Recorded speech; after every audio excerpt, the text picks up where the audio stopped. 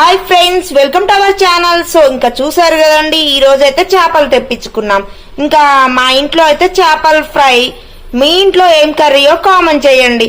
ఇంక మంచిగా ఒక 10 వరకు మంచిగా ముక్కలు వచ్చాయి. కొర్రమీను చేపలండి, చాలా టేస్ట్ ఉంటాయి. ఇంకా వీటికైతే మంచిగా అన్ని మసాలాలు పట్టించాను. గరం మసాలా, ఇంకా మసాలా, జీలకర్ర పౌడర్, మెంతు పౌడర్, కరివేపాకు, పచ్చిమిర్చి, అల్లం పేస్ట్, ఇంకా ఆయిల్ కొద్దిగా లైట్గా యాడ్ చేశాను. సో ఇవన్నీ యాడ్ చేసి మంచిగా సాల్ట్ కూడా యాడ్ చేసుకున్నాను. ఇవన్నీ మంచిగా గార్నిషింగ్ చేసి పక్కన పెట్టుకున్నాను.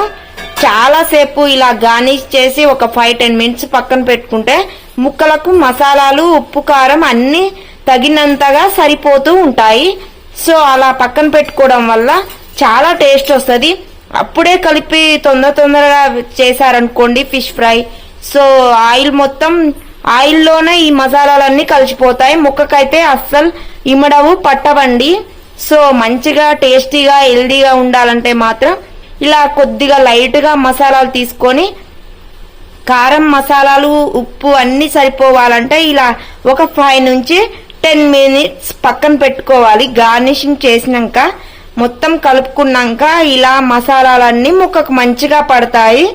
అప్పుడు ముక్క అనేది లోపల వరకు ఉప్పు కారం వెళ్ళి టేస్టీగా అనిపిస్తుంది మనకి. సో మీరు కూడా ఇలా చేసుకోండి మీ ఇంట్లో అయితే. ఇంకా పెనం పెట్టి లైట్గా డీప్ కొంచెం ఎక్కువ ఆయిల్ వేయండి, మరీ లైట్గా వేయకండి. ఆయిల్లో మంచిగా ఫ్రై చేసుకోవాలి. చేసుకొని గార్నిషింగ్కి ఆనియన్స్ ఇంకా లెమన్ పెట్టుకొని తింటే చాలా టేస్టీగా ఉంటవి ఈ చేపలు అయితే. ఇంకా ఫ్రెష్గా దొరికినవండి మేము తెచ్చినవి.